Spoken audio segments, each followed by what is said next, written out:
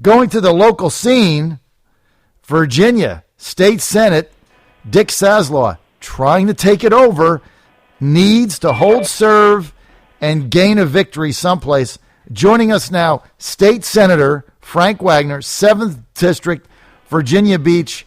And he is in a tough race against Democrat Gary McCulloms, who is the president of Cox, Virginia. Still getting paid by Cox, by the way, running around the state, getting paid by Cox, who keeps raising your rates and campaigning for the to be the state senator for the 7th District. They just had a forum last night. Senator Wagner, good to have you with us. Good to be here, John. How you doing this morning? I'm doing fantastic. Look, I want to get to your race. Here's the reality of it. The opportunities for the Democrats are narrowing. So they're looking at the 7th and they're saying, well, look, Obama carried this district in 2008. He carried it in 2012. If we can just figure it out how to get those same people out, we can win and maybe take the Senate over. I've predicted, though, that it's going to be very difficult for them to do that. I've got you up right now by 5 or 6. How is this race shaping up now from Frank Wagner's perspective? Well, we put together a great team, John, just a super team. There's no replacement for grassroots. There's no replacement for getting out and knocking on doors and actually talking to the voters. And I've been spending a lot of time doing that, as has my staff. And we've had a great, what we call ground game in campaigning. We have great, staff, and we have a great message to tell. We have a super message to tell. And I think the Republicans have the winning message this year. We've seen 8 years of or at least 6.5 years of Barack Obama and liberal, progressive agenda policies, what it means to America, what it's causing to America right now, and my opponent is basically Obama. I mean, and his views are the same, his agenda's the same, and that's what we have. We have a very, very clear, very distinct views from both the candidates in the district, and it should be an exciting race to watch. Well, listen, Senator, I'm just going to be candid, if I may. I think you and I have this type of called you up the other day. I said, can you come on my show? I got a response back in about a minute, and you said, hey, Friday at 8:35 will be fine. I've asked Gary McCulloms personally and his staff to come on my show since, my goodness, I got to go back to April. They refused every time. I asked him if he would participate with you in a debate that we would host. They turned that down. I saw him at the Bobby Scott Labor Day event Monday. I had my family there. I went up to him, asked him point blank, why don't you come on the air and talk to people? He said no. It's got to make you wonder, Senator, if you don't want to talk to people in a public format where you're not scripted. Is that really who you want as your state senator? I'm just laying it out. Listen, he hasn't said one definitive position on any issue until last night, where we had our first clear distinction. He supports Medicaid expansion. I do not support Medicaid expansion, and it's real clear why. If you look at what the existing Medicaid program's done to the state budget, and now you want to add 400,000, 500,000 more people to the state budget, and you hear what the Senate president in Kentucky has said, they can't sleep at night because it's been a budget buster in Kentucky expanding Medicaid. That money, the existing Medicaid program, has taken money out of public education, has taken a huge amount of money out of higher education, and is there any wonder why college tuitions are going up? I mean, this is one clear distinction. On any other issue, he is yet to come forward and say what his position is. And when someone fails and ducks the media, when someone fails to give those positions, it's clear he doesn't want to talk about his positions because he knows his positions are unpopular.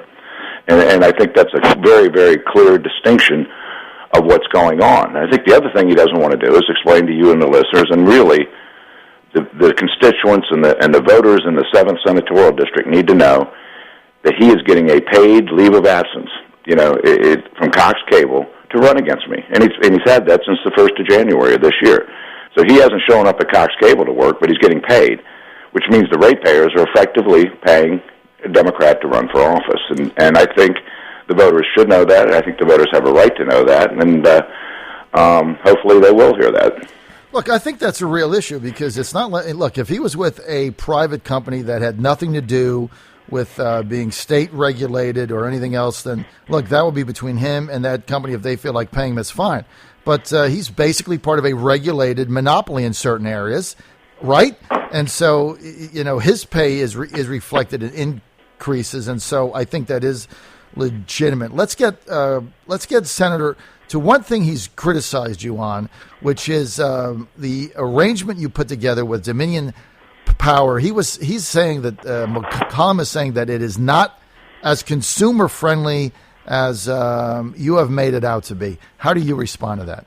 Well, I think first of all, let's look at the bill I put together with the rate reductions written into the bill, mean that the rates the ratepayers are paying are 2% more than they were in 2009. Now let's compare that to your Cox cable bill since 2009. Your rates are up 65% since 2009. And what my bill did was cap that 2% increase you paid since 2009, a very, very tiny increase, for 5 years.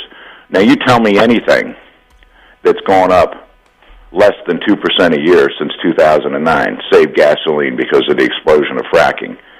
But that's the one area. Now we're talking about locking in this 2%, this raise for 5 years. Now, once you lock that in, that means there will be no rate increases on the base rates for 5 years.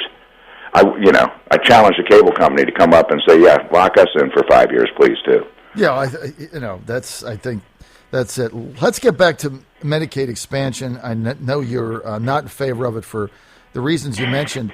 But, Senator, reality is that there's hospitals in Virginia in rural areas that can't get the funding in order to survive. Some are closing. Some are cutting services down. And the Republicans have not really come to the table with an answer for this. What say you? Well, we have put money forward in various budget items in the Senate Health and Human Services budget to reflect that, to provide additional funding for these hospitals. But I think the reality of it is, and what people need to understand, is the population's actually going down in many of these localities, and you just don't have the population base there that might be necessary to support that hospital. So, look, it's a tough question. We have a lot of the bigger hospitals coming in and buying many of those rural hospitals up, so the services will be provided. We are providing additional funding out of the state budget to help support and prop up those hospitals. And, and I think adequate health care is available across the Commonwealth of Virginia right now. Uranium mining, where are we on that? Well, nothing like a campaign to distort someone's record. I've come out and said as long as uranium mining can be done safely, I'm in favor of it. So far, nobody's made that case to me that can be done safely. And so, and then he supports uranium mining. Well, you need to show me that recorded vote where I said I supported uranium mining, because I've never voted on the issue. It's never come before the full Senate, and I don't sit on the committee that has oversight over that. So I think for an opponent to make an assumption of where you are in a position and present that as fact goes right up there with why you won't go on a radio show and why you won't, tell us where you stand on the issues. And why not have a debate? I mean, you've got a couple of forums scheduled, but it's not like a debate where you're able to interchange with each other. And so, again, I take the position that if you don't want to engage the media, if you don't want to have debates, either you don't know the issues or you have something to hide, or you're just running a campaign that's not really based on substance. I'm going to get to the General Assembly right now as it stands. The Democrats basically adjourning it. Are you guys in session or not in session? And, isn't that kind of a black eye to the whole system, what went down there? Well, it is very clear what the Constitution says. We cannot adjourn what we call sine die, or adjourn, to be recalled later on, not like everything we do while we're in session for the day. And it takes both chambers to agree with that. Well, the Democrats made a motion to adjourn unilaterally the Senate of Virginia, sine die. And we had, unfortunately, one Republican come over, and Lieutenant Governor ruled against us in a challenge to the chair, and the Senate went ahead and adjourned sine die. and while we're in the middle of trying to do the redistricting, and there were plans coming forward on both sides. And but we'd much rather not have to look at these plans, just adjourn sine die and let a third party take care of it. And that was the Democrats' position, and that's effectively what has happened. Senator, I want to get to transportation. You've been involved in the regional transportation group, where we finally found out that some dollars now are being allocated to widening 64 on the peninsula. But there's also been some criticism that people are trying to find out, well, how much money is coming to Hampton Roads from the Great Transportation Compromise of 2013. How do we stand now with this? And again, I think that's something that came up. My opponent accused Hampton Roads of not getting their fair share of dollars last night. Mm-hmm. The nature of the debate didn't allow for me to respond to that particular question, and that, once again, he needs to check his facts. If you look at the facts, and you listen to the Secretary of Transportation, which works for a Democrat administration, over the last 2 years and including this year, we've actually gotten more than our fair share of the statewide dollars. That's you need to look at the numbers and break them down, and we've actually gotten more than our fair share of the statewide dollars.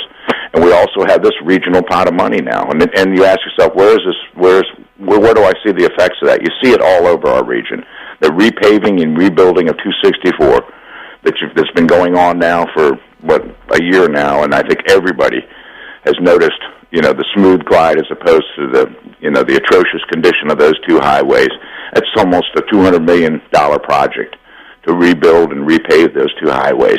You're looking at the new Lesnar Bridge going in down here on Shore Drive.